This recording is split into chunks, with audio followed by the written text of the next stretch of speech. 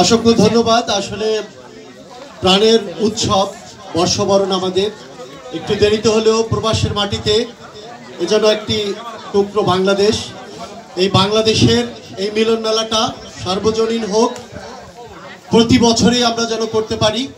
Bangladesh consulate general মিলানকে এবং Bangladesh community Milan লম্বার্দিয়ার সকল নেতৃবৃন্দদেরকে এবং যেসব প্রবাসী ভাই বোনেরা এখানে অংশ নিয়েছেন তাদেরকেও কৃতজ্ঞতা জানাচ্ছি, অভিনন্দন জানাচ্ছি। বিশেষ করে যেসব স্টল নিয়ে এখানে এসেছেন অত্যন্ত কষ্ট করে, স্টলের ভাইদেরকেও অনেক শুভেচ্ছা জানাচ্ছি। আর বিশেষ করে মিলান বাংলা প্রেস ক্লাব ইটালির পক্ষ থেকে আপনাদের সাথে সম্পৃক্ত হতে পেরে আমি আন্তরিক অভিনন্দন এবং কৃতজ্ঞতা জানাচ্ছি।